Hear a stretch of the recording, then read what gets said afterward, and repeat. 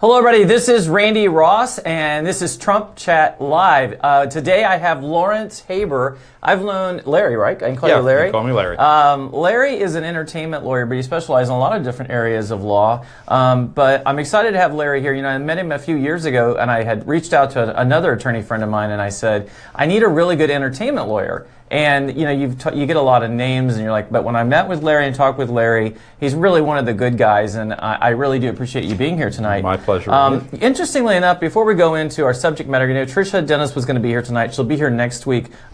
She had a situation with her son and couldn't be here, so we're going to move our conversation regarding the American and Disabilities conversation to next week. But tonight we're going to I'll kind of begin with a little bit of an interesting background. You know, Larry has a very deep-rooted history within our Jewish community here as well. And you know, during the campaign, one of the things that we often heard was that our president, now president, then candidate, was not very friendly to the Jewish community, or in fact, not any minority for that matter. And Larry, I wanted you to know if you go ahead and explore that. And you know, you never wavered in your support for our president. And what are your thoughts about some of that criticism? Well, I think some of the criticism may be well-founded, but I think that's the nature of any presidential candidate. You always have to toe the line between being so supportive that people think that you're a shill for somebody, and then being supportive because that's your natural tendency or it's the right thing to do.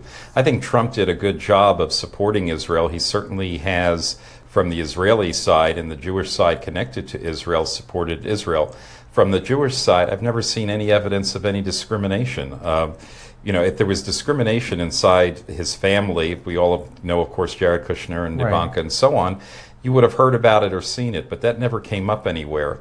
And for the most part, he grew up in New York, and that's the melting pot of the world. He didn't have any reason to be against any particular group. So I thought all of that was just a red herring. What's the history there regarding Israel? And, you know, it appeared that Obama did not have the same type of relationship that even now our president has and the First Family. What was the real reason that all that struggle took place between us? From my perspective, I think it was just a policy of non-involvement and a policy of let's see if we can get by without ruffling a lot of feathers.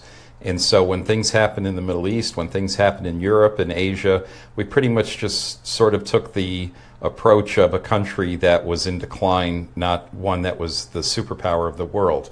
And so that's a big thing for me, and that was a big thing for me for Trump. It's not necessarily make America great again, although I like that part of it, but it's about America leading in the world again. And the fact is we lost a lot of ground in the Middle East. We lost a lot of ground in Asia. You don't hear a lot about the Chinese fortifying and making islands in the South China Sea right now because it's off of our radar screen. But a lot of that should never have happened if we were more forceful with China at the time.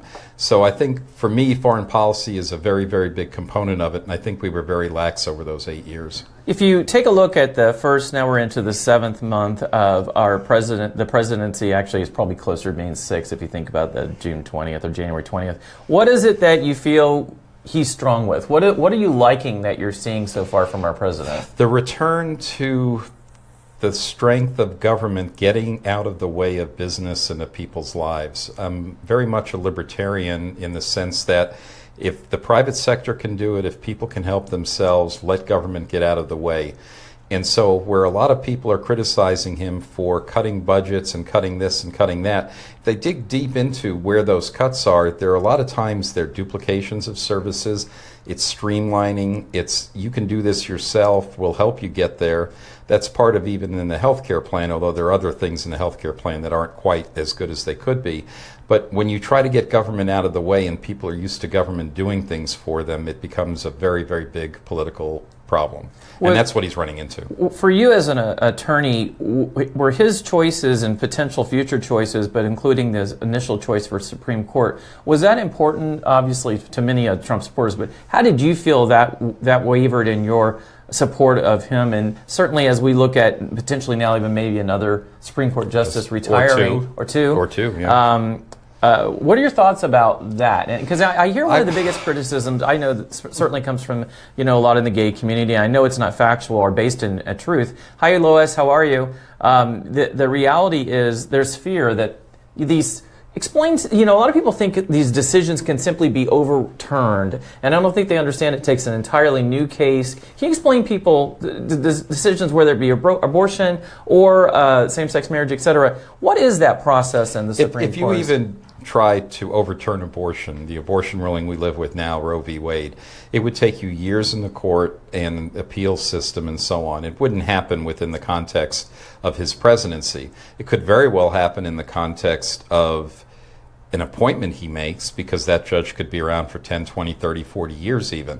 So I think the appointments are important, but taking a big giant step back from that, the Supreme Court is involved in those decisions because Congress has abdicated its responsibility. Roe v. Wade should never have happened as it happened. It should have been Congress that dealt with it, or the states as they were doing at the time.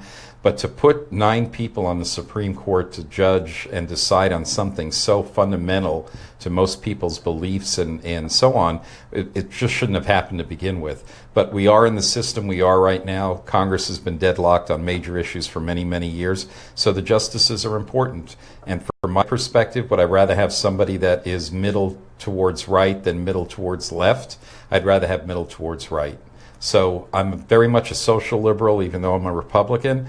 But I have a lot of trouble with the government and a court imposing its will on people when they don't want to have that will imposed upon them. Well, that discussion brings us to one of the things I wanted to talk to you. As you know, the Supreme Court voted 9-0 to uphold or to at least allow for portions of President Trump's, now we can actually call it a travel ban, right? Right. Something that he wanted to do early on. Can you help everyone to understand how the ninth activist judicial process, if you will, but how did that happen? How did they interpret the law to support the idea that they were in the right and our president was in the wrong? And not just in one of those situations, it was a few, including the case down in Hawaii. People have to remember that it's not that it went to a particular court because that's the reason or that's the action that took place. The people that filed the lawsuit specifically targeted the jurisdiction that they knew they would have the best chance of getting the votes. Again, this is not the way this country should be run, where we're picking judicial forums and we're picking judges to make decisions, but that's basically what happened. Even in the case in Hawaii, the case in the Ninth Circuit, all of those were picked in the jurisdictions that they thought they could win. The good thing about the Supreme Court decision is the Supreme Court looked at it and said, come on, this doesn't make any sense. And in a 9-0 vote, basically kept most of the ban. Now, having said that, I'm not in favor of the ban. Right. Absolutely not in favor of it. I think it should never... I Tell understand the campaign... Tell us why. Okay. Tell us why. The campaign promise is one thing, and sometimes you have to go back on that. I'm just looking up here just to get questions while you're talking, okay? Go ahead. If you have people coming in and they've been vetted and they've been regularly coming in for many, many years, and we haven't had that type of situation again, sure, we could have a terrorist incident right now while we're on the air. But to say to a group of people in the world and countries that we're going to stop everybody for a little while, the 90-day ban, if it went effect in January, would have been up already. Sure. So to have another 90-day ban, the government's had time to figure this out. You have to pick and choose your battles, and this one was not the right one to pick. We've alienated a lot of people, and we don't. It's unnecessary. But isn't part of this, Larry? And by the way, I'm here with Lawrence Haber, a lawyer, attorney that I've known for a number of years now, and he's helping us to understand some of the decisions legally that are going on, and specifically. But isn't partially what they were trying to do is, say, President, you can't do this. You see, it's no longer about the travel ban to me. Sure. It's about this idea that this court thought, or multiple courts thought they had power over him. And in fact, he wasn't the first president that's ever sought a travel ban before. That's correct. The way the judicial process worked in this case is not the way the judicial process should work. I'm just commenting from a ban standpoint that I'm not in favor of it. Okay. But the way we did this, the way you go to a particular court to find a particular judge, it works that way in patent infringement suits. It works that way in mass class actions. There are particular courts and particular states that have very favorable rules for plaintiffs. And so you find plaintiffs in those jurisdictions, and that's where you file your lawsuit. It may not have anything to do with anything else except this is a better place to do it, let's say in Texas, than it is in California or Washington State or somewhere else. So I don't like the idea of forum shopping, and basically that's what Trump was up against. So I'm glad that the Supreme Court put a stop to that. Having said that, I don't think the travel ban, as I said again, should even be enforced right now. And I think we don't have any decision yet from Washington, but I don't know if it'll even take place. You win the court case, but now I'd like to see if that's actually going to make a difference, and it may not. So, obviously talking about potentially more Supreme Court justices maybe leaving, coming on. You know, it took a nuclear action, as we know, in order to get Supreme Court Gorsuch. Gorsuch. Okay, so obviously that's something that's in place now, and they may have to do that again. What are your thoughts about if they go to replace a particular person? What type of person will he seek for this next appointment? Will he be similar in nature? Or? I think similar in nature. I don't think Trump in particular is as right-wing a person in terms of his beliefs about abortion and other things as people would like. Mm-hmm. He's the president we've got. He's the one that won the election. But he's not a person like Mike Pence is. He's not Mike Huckabee. He's not a lot of people that could have been president in this situation. So I think people ought to be pretty comfortable with Gorsuch and whoever else might come in. He's not going to appoint a liberal judge like Ginsburg, but I don't think he's going to go so far right that, as you said, things like abortion or gay rights or any of those things are going to get overturned. I think those are in place now and are going to be in place. And isn't that part of I talked to a couple of attorneys over time, and one of them suggested to me the reason that we had such a cultural struggle with the Roe versus Wade decision, and you bring up an interesting point with Congress, but is it was kind of forced into American society because the justices took it on, mm-hmm. and the country had not caught up to that philosophy. And they still haven't. Of course, they still haven't. Still haven't. And partially, Absolutely don't not. you think maybe it was because they were forced into it? By the time we got to gay marriage, think about it. There have been years and years and years that had gone by, and it became just a little bit easier for people to go into that space. But a lot of the LGBTQ movement right now, they're hijacking, in my opinion, some of that for the purposes of trying to illustrate that this would be one of his objectives. And in fact, there was a place on the campaign trail where he said he would like to see it reversed or whatever. You know, I sometimes just wonder if people realize how ridiculous that even sounds to even think like that. It is today, and it's not going to get reversed by anybody at this point in time. But I think if you go back to Roe v. Wade, when you had different rules in place for different states, that should have either stayed the way it was, as much as I'm pro-abortion also, but there is a very significant part of our country that for religious and other reasons sees abortion as an abomination, as killing babies and so on. You can't just dismiss those people. Sure. And we get constantly, as someone from the Republican side, you get constantly criticized for how could you believe that way, or get with the times, or you're stupid, or you're this, that, or the other. And it's not people being stupid. It is their long-held beliefs, and they ought to be respected. Now, if you had a congressional action on it, then at least you have your elected representatives making the decision. But to have 9 people on a Supreme Court make that decision all the way back in 1973 is what I think still causes the problems we have today. And a lot of the gay rights side of it came through the states and came through on a big rush. I mean, again, Clinton a few years ago wasn't in favor of gay rights. Obama wasn't in favor. They only became in favor because it was popular. Because let's watch the winds blow.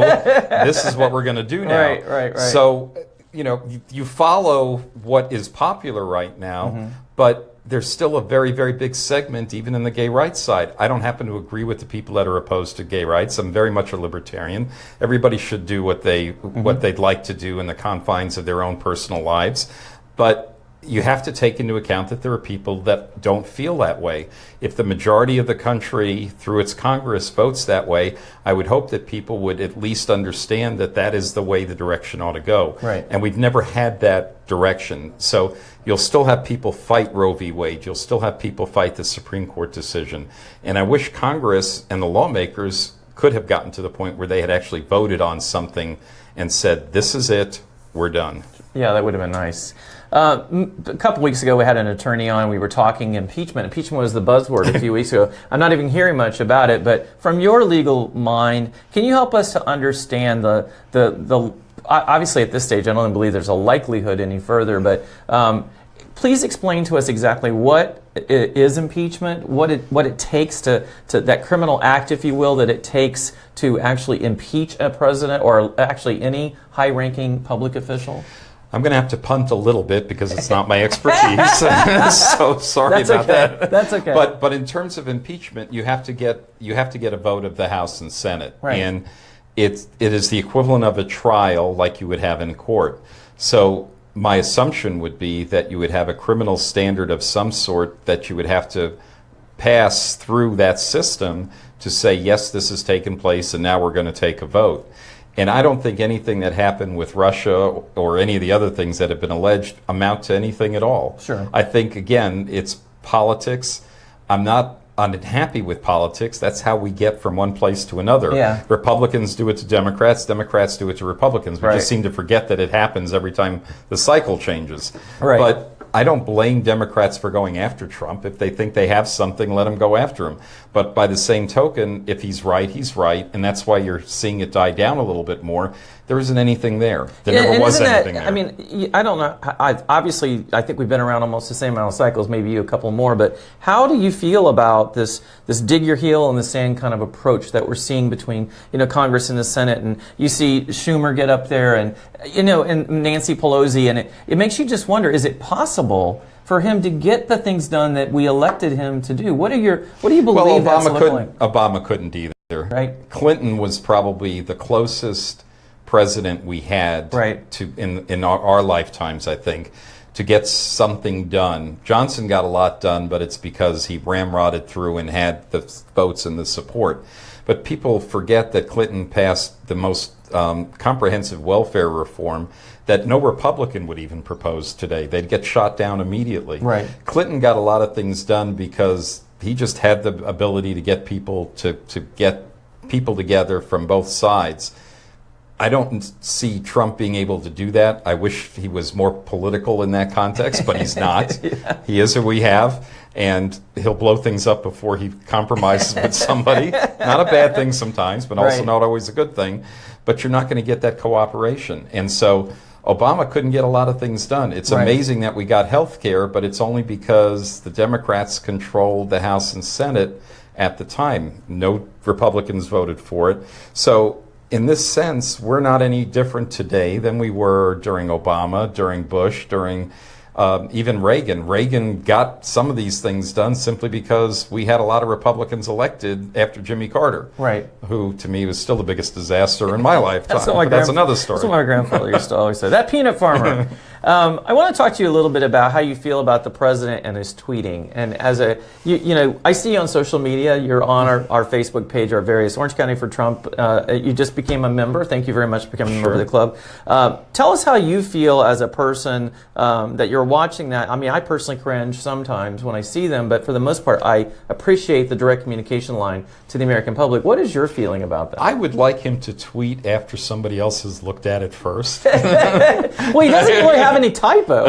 You just look from a legal perspective? Or? The communication message. It's okay. hard enough to get a message out today. You got 144 characters in a tweet. That's why I don't like to tweet. I can't get anything accomplished. I can't get anything accomplished. I don't use Twitter. I'm on Facebook a lot. I use Instagram a little bit, but I can't do tweets. He gets his point across, but the fact is that because every single word and letter will be scrutinized, it'd just be nice to have a proofreader. Everybody writes a book. Everybody that's on the air. We've got people that edit things. We've got people that are there to help us either control ourselves or to get us on message. And I'd rather have him be a little more on message. I would love those tweets to be at least vetted, as the saying goes, by a couple of people before they go out. That's a fair analysis. I don't think we're going to see it happen, but that's no, it's not going to happen. How do you feel about his family being so close into the White House? Some people have criticized his son-in-law being that high up in the administration. Certainly, we heard some criticism about Ivanka. You've seen, I think Eric and Donald Trump Jr. have made a definite shift away from the White House. We haven't even seen them involved. How does that, and I'm again just asking you as someone, you've lived, I believe, in New York. Yes. You have a daughter. But I grew up here. And, I grew up and you have a daughter in California or Washington? She's in Seattle. Both kids in So Seattle. you have kind of a presence all over the country of people you can get feedback from. How do you feel about the family being engaged at that level? I don't have a problem with it because I'll look at the person and the qualifications. If Trump is a person that will more likely than not listen to someone that is in his family because he trusts that person longer than the politics of Washington, I'm fine with it. Let the person get vetted as he did, and let him go serve what he needs to serve and what he needs to do. Right. Does Jared have a little too much in his portfolio right now? That's probably the case, and that may settle out as well. I like Vanity Fair. I read that every day. It's Princess Jared, as it comes up all the time. That's the entertainment lawyer. Yeah, not princess. Prince Jared. I'm sorry, Prince Jared, and all the things that come up out of him. So, if he likes the guy and the guy's capable, I don't care where he's from. I don't care if he's black, white, gay. It doesn't make any difference. You go on the nature of the person. He's a smart guy. Use him. That's fine with me. We've got a couple people that have joined that are saying hello. Mayor Lydia Pisano out of Belle Isle. Leland McKee. He's our Steve Bannon behind the scenes. I don't know if you know that. Yeah, He's okay. Steve Bannon. Hey, Roxanne, it's good to see you. And Sean, you're right. He is one of the most friendly Republican presidents we've had related to the LGBT initiative. Well, one of the things I also wanted to talk about, I hope it's not too personal, but I know you had a health issue not long ago. Yes.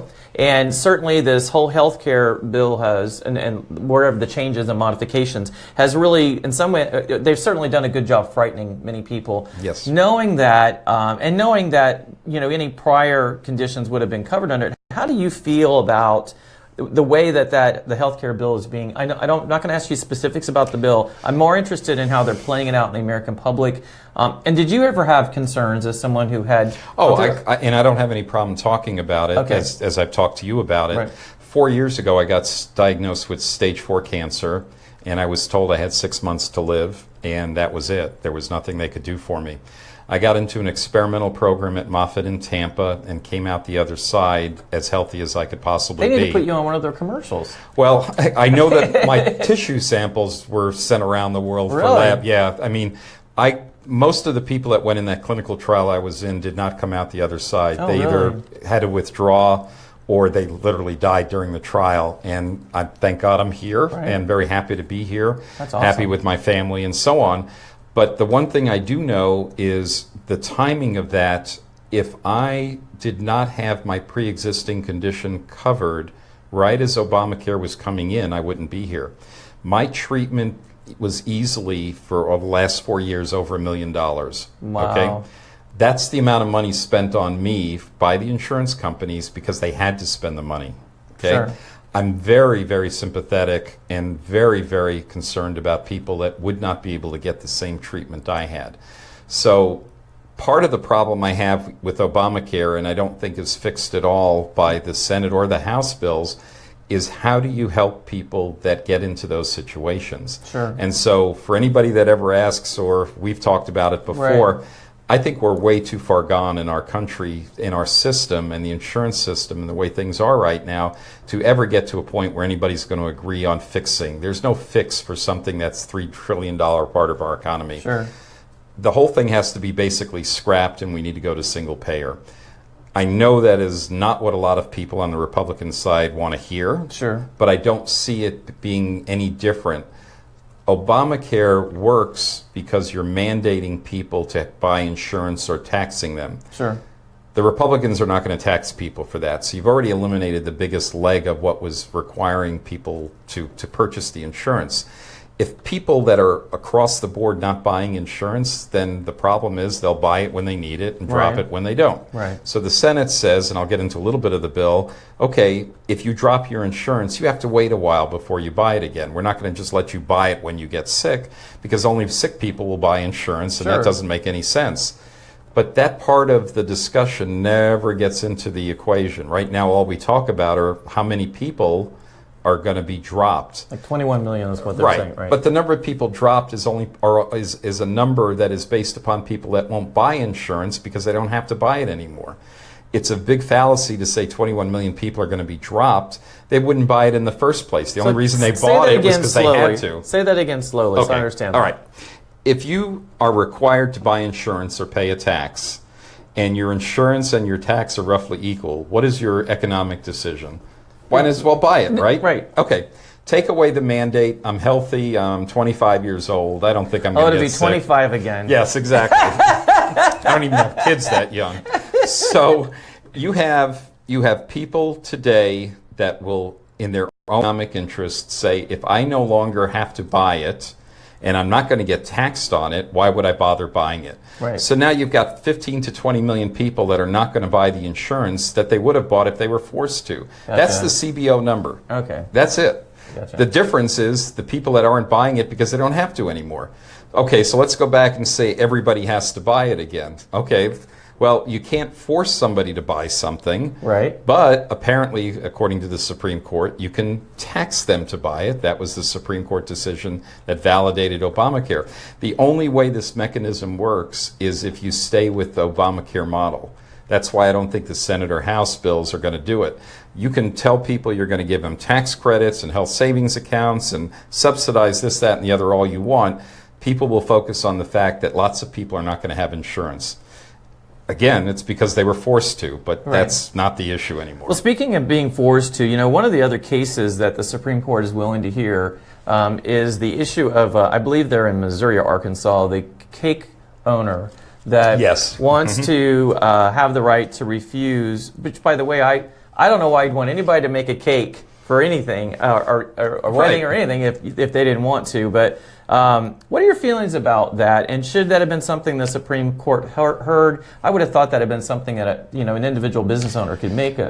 I'm in favor of the business owner. I don't like the decision. I think that anybody that says I'm not going to make a cake or do something for you because you're Jewish or you're gay wedding or whatever it is, that shouldn't take place. On the other hand, back to my libertarian principles, if I don't want to do something, I shouldn't be forced to do it. Sure. And so if that business does not want my business, I will take my business elsewhere. That's your loss, not mine. Sure. That's the way I looked at it as well. I was very confused to see that they're going to force that down. And where do you think that decision will end up then? That's a good one. It's going to be 5-4, and who knows? It's going to be 5-4. Okay, so you're an entertainment lawyer. A lot of people don't realize you had a history of working for Walt Disney Company. And Universal. Yes. So you have a healthy experience in that. But one of the things we saw in this last election, and almost to the point that it started making me turn off some entertainers. Some that I really used to enjoy watching, some that I thought were very funny, some shows that, and it just seemed like everywhere we were looking, Saturday Night Live, etc., we were seeing this constant, not just an attack on Trump, just a feeling that was okay to be angry and military barrage. Yeah. What is your feeling in going back to what your specialty is? Is that a smart move by? I can't imagine that. Sure, it is.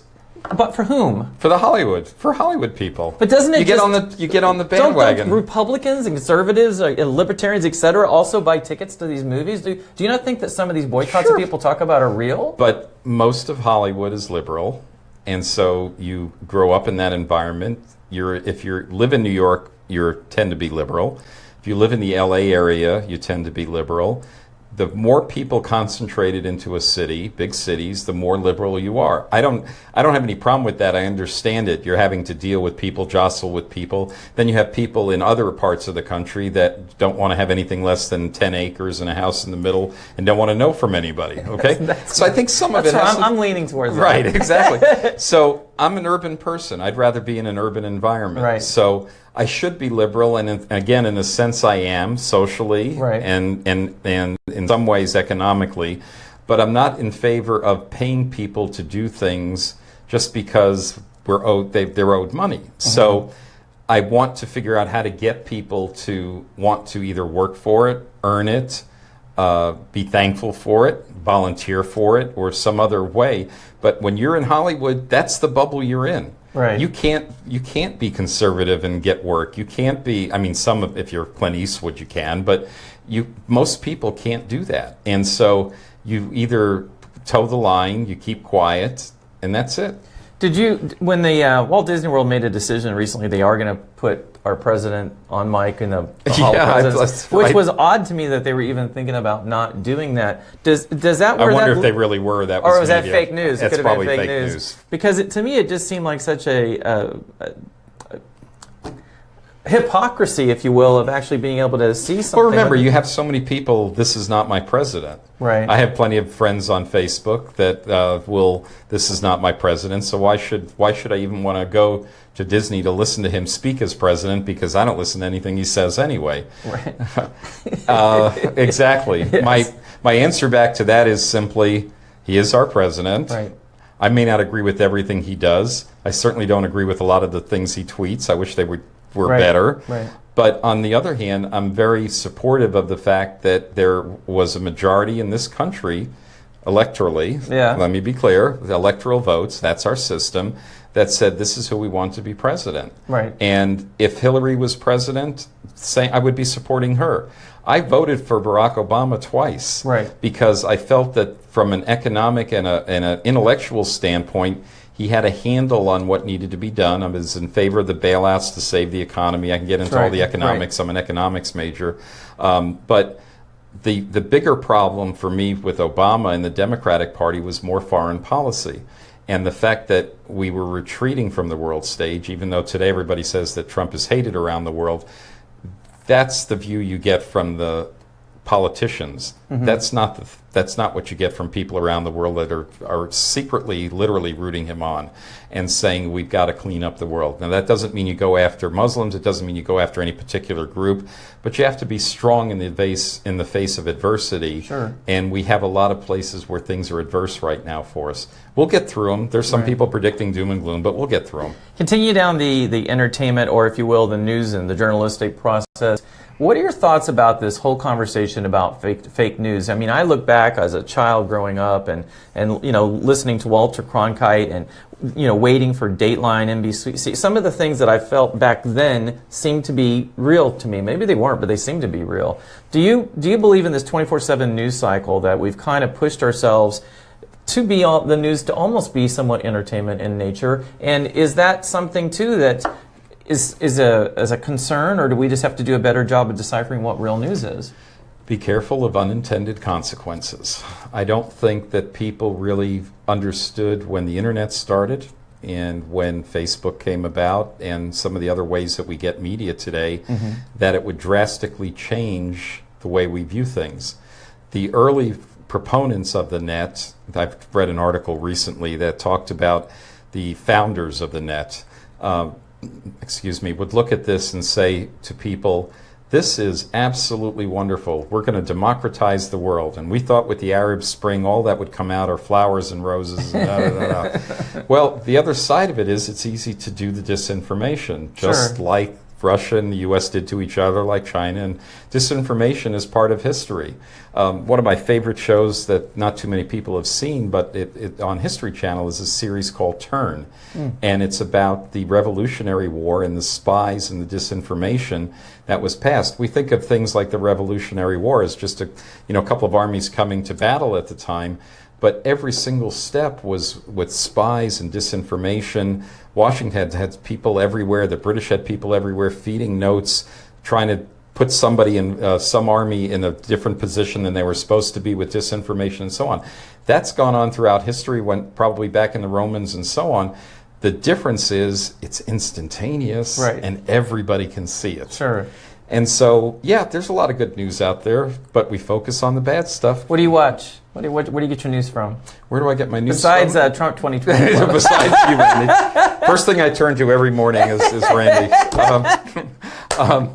I read. Good answer. I'm too much of a junkie with this stuff. I read the New York Times, Washington Post, Wall Street Journal every day. You do? All three of them, yes. And that's probably even though you grew up here, it's probably the New Yorker in you. They seem to still, you like I want to read, I want to know Do you put it on online, or do you get it physically, the paper? It's all online today. Okay. But I do it because I want to get different perspectives, as much as I've had many Republican friends say, well, never give another nickel to the New York Times. Right. I still subscribe. I still read. I may get a little pissed off sometimes, but I still will read it.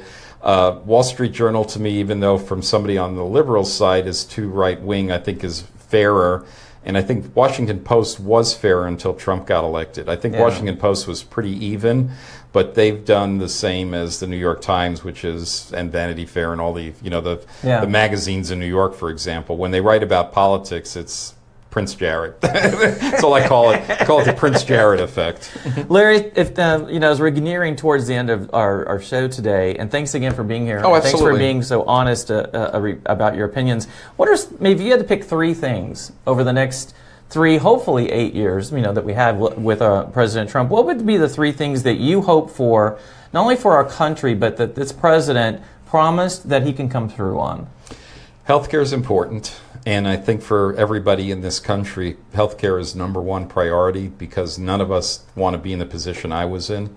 Again, if I had gotten the cancer diagnosis just 6 months before I got it, literally 6 months, there's no way anybody would have paid for that treatment, that clinical trial or anything. That would have ruined you. It would have. I couldn't do it. Right. I couldn't do it. I'm a lawyer. I couldn't do $1 million. Sure. So I don't know what would have happened, but probably would not have gotten in that trial. And if I couldn't get in that trial, I probably wouldn't be here today. Nobody should have to go through that. We are a rich enough country, society, economically, that everybody ought to have the right to get the health care that they need when they need it. If it takes taxes to do it, then that's the way we need to go and eliminate all the things that are in the middle. It's not that other countries don't do it correctly. Some do, some don't. Mm-hmm. But France, for example, Israel, for example, have wonderful healthcare systems. I have relatives around the world. Right. I have an elderly uncle in France, and the amount of care, he's in his 80s now, he can barely walk, but still very active as best as he can. And the healthcare system there is amazing. Right. If he needs some help, somebody drives out to help him at his house. If you need to get an appointment for a doctor or a specialist, it's not 6 months. It may take a couple of days longer, but try to get a specialist today. It'll take you a couple of months. It's not that we're any better at that point in time.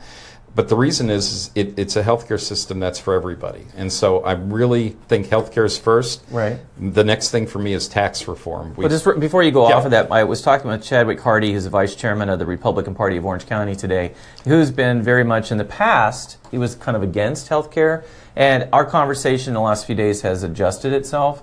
And his comment was, Randy, I've been beat up enough. I get it now. And maybe that's partially what part of the process was, is just coming through that. And I think maybe a lot of conservatives are getting into that space. Number 2, tax reform. Just tax reform. We have a lousy tax system. It's ridiculous for people to figure out how to pay, what to pay, how to make economic decisions unless you have an army of tax lawyers, accountants, and so on. It can and should be simplified. We have the highest corporate tax rate. I know it's the corporations get all the tax breaks, et cetera, et cetera. That's not really the case when you count the fact that we have the highest corporate tax rate in the world. So when a corporation gets a break to do something, it's to encourage a particular economic involvement that hopefully employs people. It really needs to be gutted and started over again. Reagan did a nice job in '86 to fix what was then, but that's 30 years ago now. It's time to really get that done. And the last thing basically is, I don't know that we necessarily have to keep pouring dollars into the military, but we have to be forward in the world. There is evil, there's bad people in the world, and we can't just turn our heads and say, no, this isn't, or send out love to everybody. I wish everybody would just love each other. Wouldn't it be a great thing? Can't we all just get along? Can't we? But if we can't, the U.S., unfortunately, is the only country in the world that's going to be able to do anything about it, just like we have been in the past century. And Larry, I noticed on your Facebook, you travel a lot. Yes. Internationally as well. I'm heading out Thursday. Where are you going? Well, maybe I'm starting. No. Where are you going? I'm going to Budapest, and then Kiev, and then Israel, and then Italy and France. So tell me, knowing especially some of those countries or places you just mentioned have had some challenges, some unrest. Kiev in particular. Yeah, I know. My family, my kids are going, where are you going? I know. But you do that, I'm assuming you do that fearlessly. Yes. But cautiously. I'm sure you're aware of. Yeah, it's organized tours and stuff. I'm not running off. Yes. So when you're thinking about international travel like that, and you've been traveling ever since I've watched you on Facebook, so you never stopped during any of this. So do you feel that we're a safer country than we were, and these have been isolated situations, especially living here in Orlando where we had that, what I still consider to be a radical terrorism attack on Pulse. Mm-hmm. Do you feel that we are in a safer space and that that's somewhat overinflated? Nobody in the world is in a safe space now. The activities will happen. There will be terrorist acts. It could be Orlando again tomorrow, or we may not see anything in the U.S. for the next generation. The thing, though, is I think it really, you can't prove the negative. And so between Obama and Bush after 9/11 and now the Trump administration, the reason you haven't seen the mass casualty type thing is because we really do have good people, good intelligence, Department of Homeland Security. These are people working tirelessly to make sure we're kept safe and so forth. Again, not in favor of a travel ban. I think that's ridiculous at this point in time. Right. But I think we're doing the job we need to. It's harder because Europe is porous now, and that's where they're having trouble. It's not just people coming in and immigrants. It's not an immigrant issue. It's the porousness of the borders in Europe, of people flowing in and out so easily within countries and being able to get from one place to another very, very easily because most European countries don't have any border control anymore. Sure. So where and when the next incident could happen, it could be in China. China's had terrorism. Sure. Most people don't realize they've had very, very big terrorism in the western part of the country. And so it'll come wherever it's going to come. And we just have to keep doing what we're doing to finally get to the point where hopefully it doesn't exist anymore. Well, we wish you safe travel. Thank you, sir. Thank you, and congratulations on 4 years. 4 years plus now. Cancer-free. And, yes. And I really appreciate not just this, you've been a great advisor all along to me personally, and I appreciate that. Larry, if somebody wants to, not that they ever want to, you're in private practice now, correct? Mm-hmm. So do you have a website or? Yeah, just look up my name, Lawrence Haber. I'm there. And if Don't you stalk really, him, just look him up. No. And if you really want to look me up with John Teeter. That'll really blow your mind. My time traveling client. Yes. Okay. That's right. That's right. The time traveling. Yes. All right, everybody. Thank you so much for tuning in. We appreciate it. Again, we're powered by Bayshore Interactive. The next time we come to you, we'll be in our new studio. I'm really excited. It overlooks the city of Orlando, so we'll be able to show you a view of our new space. Thank you for tuning in to Trump Chat Live. Can I get that out? I mean, I'm having a hard time saying. Where are we? Everybody, thanks again for tuning in. We appreciate it.